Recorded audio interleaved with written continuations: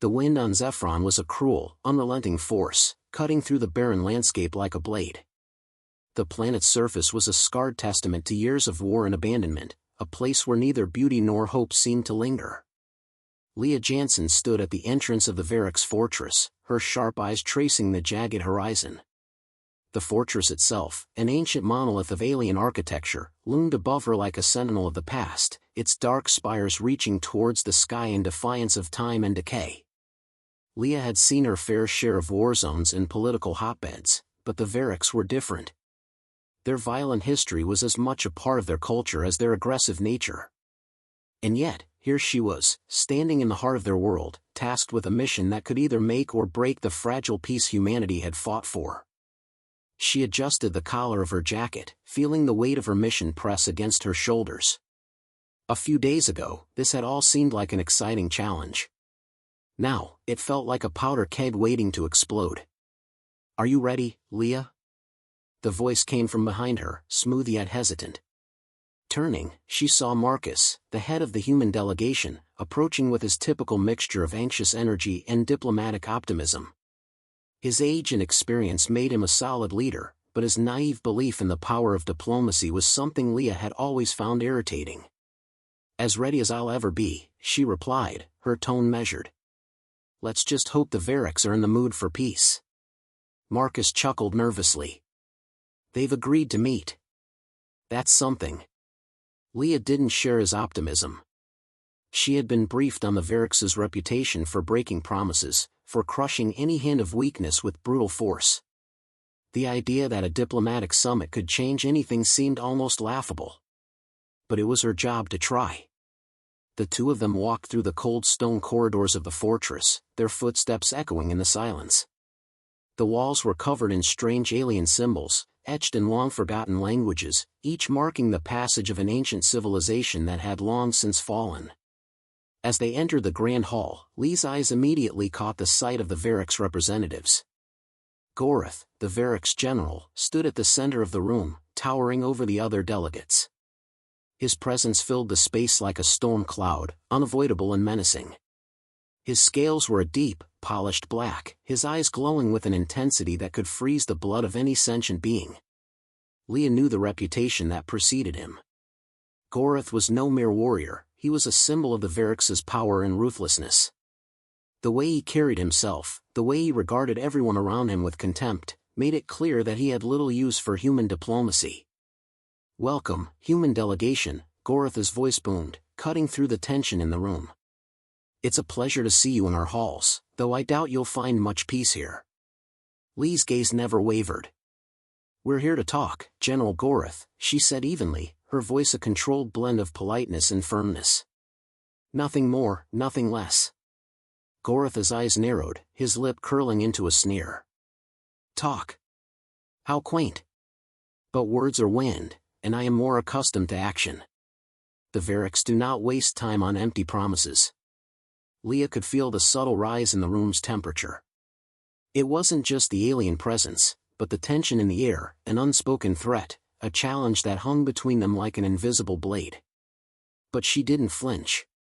"Not yet. We're not here to make promises, Gorath," Marcus interjected, his voice a little too loud, a little too eager. "We're here to find common ground, to secure a future where both our peoples can coexist peacefully." Lea could see the look of disdain that crossed Gorath's face. It was the same look he had given to the human delegates when they first entered, the look of someone who considered them insignificant, a mere nuisance. She knew this meeting wouldn't go smoothly. She had expected that. But Marcus was too naive to realize it. Lea placed a hand on Marcus's arm, urging him to remain silent. Her eyes locked with Gorath's, unflinching. "Let's get down to it, then," she said, her voice cutting through the growing tension. "The Vherax want something. You've made that clear from the start. So tell us what it is." Gorath's eyes gleamed with a cold light. "I want to know if your species is strong enough to survive in this galaxy. The humans have been expanding, spreading their influence, but you've yet to prove your strength. You don't belong here, in the middle of this galaxy, pretending to be more than what you are." Lee's pulse quickened, but she kept her composure. That's a bold claim, General, she said, her voice steady. But strength doesn't only come from violence. It comes from survival, from learning, and from adaptation. Something the Vherax know very well. A tense silence followed. Gorath's gaze hardened, and the other Vherax delegates shifted uneasily. The threat was palpable, but Lea wasn't afraid. She'd been trained for moments like these. Her mind raced, calculating, weighing every possible response. Gorath stepped forward, his massive form looming over her. "Your words are empty," he growled. "I've heard all of this before. I've seen it in every weakling that's tried to stand against us." Lea didn't back down. "And yet, here I stand, General, unbowed." The room fell silent again, the weight of her words hanging in the air. For a moment, it seemed like the tension would snap, like the entire summit was on the brink of collapse. But Gorath merely stared at her, his lips curling into a thin smile. "You have spirit," he said. "I'll give you that." Lea didn't trust the smile. But she didn't have to. The game had just begun. The Vherax fortress loomed in the distance as Lea walked through its towering corridors. She had never seen anything like it. The walls were lined with strange symbols that shifted when she looked at them, almost as if they were alive. It was an architecture that spoke of a people who had conquered more than just worlds, they had conquered time itself. But beneath the alien grandeur, the fortress was cold. Hollow. And so was the atmosphere within. The summit was in full swing. Delegates from both the human and Vherax factions filled the central chamber, their voices low and measured as discussions commenced. Despite the facade of diplomacy, the tension was palpable. Lea could feel it pressing in on her from all sides. Sitting at the human table, Lea watched Gorath from across the room. The Vherax general stood with his fellow delegates, his massive frame a dark presence amidst the lighter tones of the humans and the other alien species attending. His eyes never stopped moving, scanning the room, analyzing everything and everyone. It was his nature, to dominate, to control. Her fingers tightened around the edge of her datapad, a subtle gesture, but one that helped her focus. She had learned long ago that the best way to understand a threat wasn't by observing what they did, but by watching what they didn't do. And Gorath was doing everything he could to avoid making the first move. The summit was meant to be a conversation, a place for open dialogue and shared understanding. But Lea could sense the unease bubbling beneath the surface. There were no real agreements on the table, only posturing, as if the entire room were waiting for something to snap. She felt Marcus beside her, tapping his pen nervously against the table. His eyes were fixed on the display screen in front of him, but Lea knew his mind was elsewhere. His idealism had led him here, and he was determined to make this work. But Lea wasn't as sure. She had seen these games before, negotiations that weren't about peace but about testing strength. And Gorath was no fool. "Do you think he'll play nice?" Marcus asked quietly, his voice betraying a hint of doubt. Lea turned her gaze back to the Vherax general. "No. Gorath doesn't play nice. Not in his blood." She could feel the air grow heavier as the human delegation took their seats. An awkward silence descended as everyone turned their attention to the Vherax. The formalities were about to begin. "General Gorath," Marcus began, standing up to address the room, "we're here today to discuss the future of our two peoples. We believe there's a chance for lasting peace if we're willing to listen to each other's concerns." Gorath's sharp, calculating gaze flicked to Marcus, then moved away without a word. He wasn't interested in Marcus's speeches. He didn't need to hear the human delegation's rehearsed promises. The Vherax were beyond such pleasantries. Instead, Gorath spoke, his voice low and powerful. "Peace?" His laugh was cold, echoing across the room. "What your species doesn't understand, Marcus, is that peace is a myth. It's a weakness. The galaxy is forged through war, through conquest. That is the only truth." The room fell silent. Lee's jaw tightened. It was a statement that held no room for negotiation, no attempt at reason. Gorath's words were an assault on the very foundation of human belief in diplomacy. It was a challenge. A direct one. Your species thrives on delusion, Gorath continued, his eyes now fixed on Lea. I've seen it before. Weaklings playing at politics, pretending to have power. But I see through it. Lea met his gaze without flinching. And what do you see, General? She asked, her voice steady, her eyes unwavering. I see fear, Gorath growled. Fear of real strength. Fear of what is necessary. You all cower behind these words, these agreements, thinking that somehow they will protect you. But they won't. The Vherax General stepped forward, his voice growing louder, a challenge burning in his every syllable. I've had enough of these games. It's time to prove your strength, humans. Let's see if you're worthy of the galaxy. Or if you'll be crushed like every other species that's crossed my path. The air in the room shifted, and suddenly, the gathering felt less like a summit and more like a gladiatorial arena. The diplomatic facade was gone, replaced by a primal desire for domination. Gorath's challenge was clear. He wasn't interested in talks anymore. He wanted conflict. And he wanted to see how far the humans would push before they broke. Marcus looked momentarily stunned, his mouth opening and closing as if he couldn't quite process what was happening. But it was Lea who responded, standing up, her movements slow but deliberate. We're not here to fight, General, she said, her voice calm but firm. But if you want a show of strength, we can certainly give you that. Gorath's eyes flickered with something like amusement. He had no interest in human strength, only in their ability to bow before him. He saw Lee's words as nothing more than a feeble attempt to regain control of the conversation. But Lea wasn't done. You underestimate us, Gorath, she continued, her gaze piercing. You think strength is about power, about force. You don't understand the strength of a species that has survived against all odds. But you will. Gorath laughed again, this time louder, his laughter almost mocking. Survive?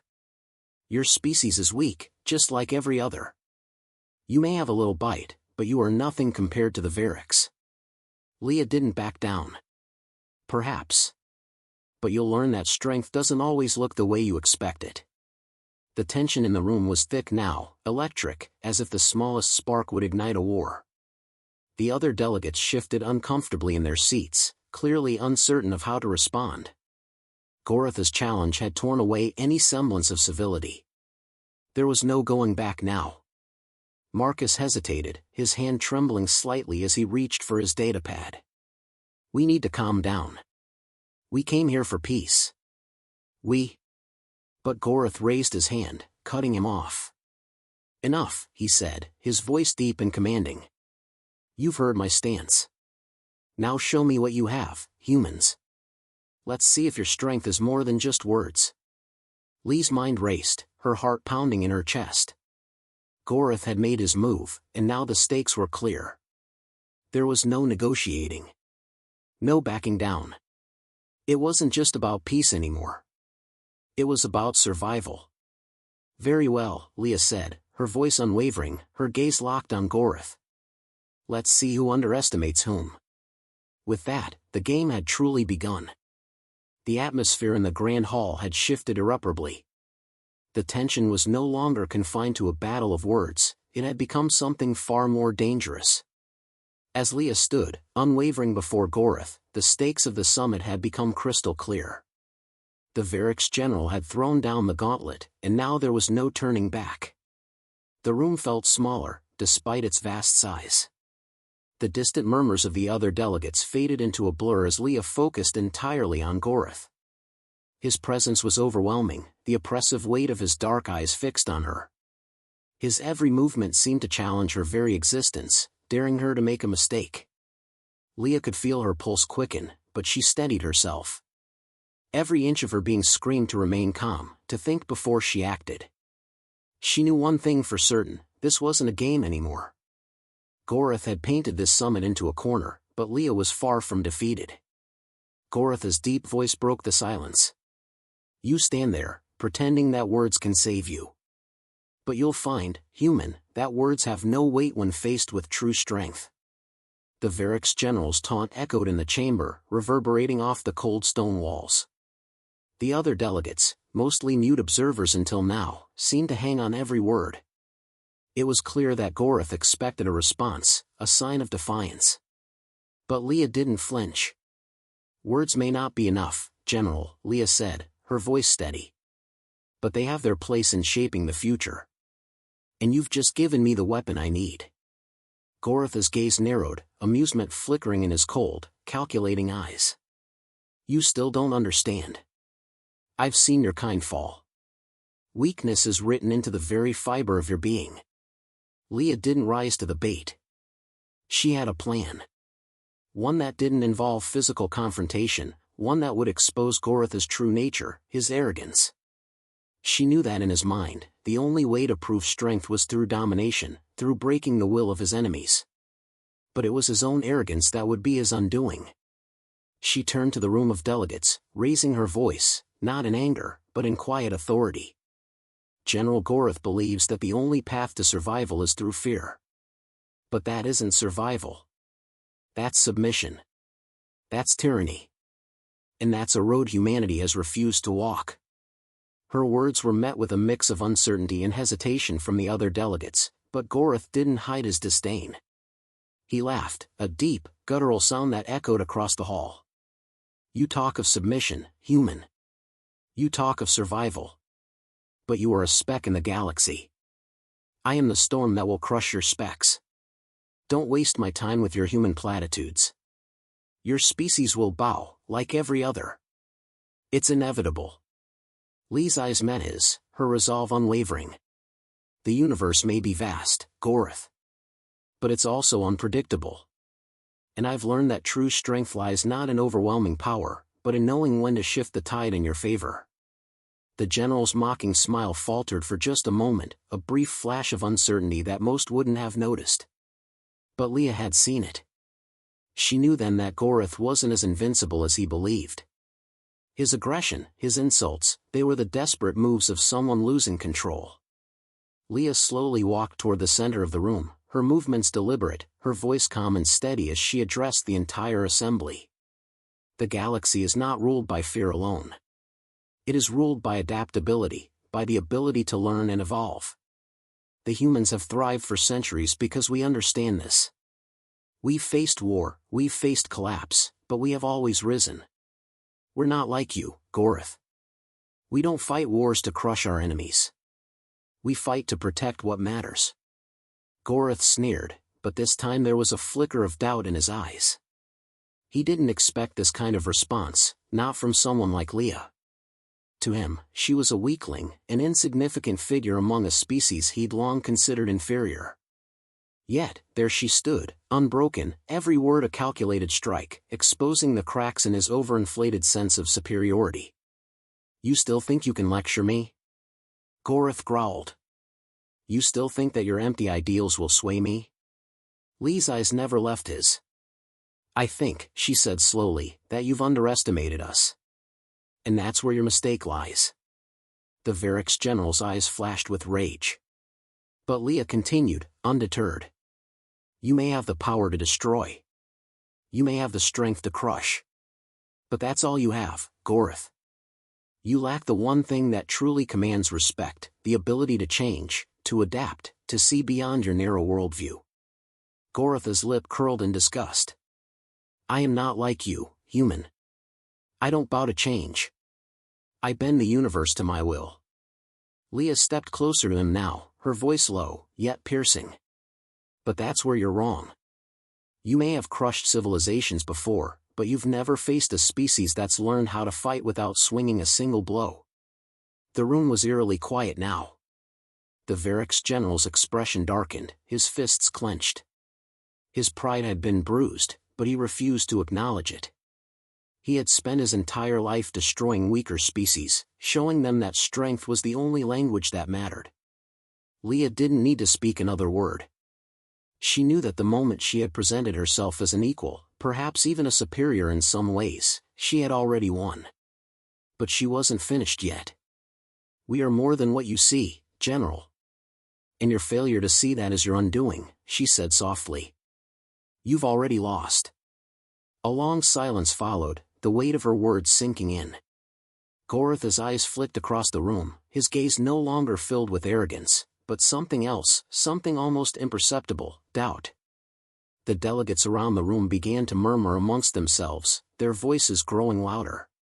The Vherax had always been an imposing force, but now they were starting to see the cracks in their general's armor. Gorath had done something he hadn't expected, he had exposed his own vulnerability. The universe, for all its power, was not made of brute force alone.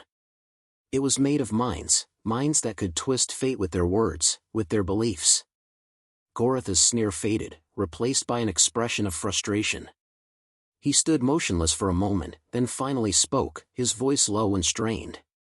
"You think this changes anything? You think you've won?"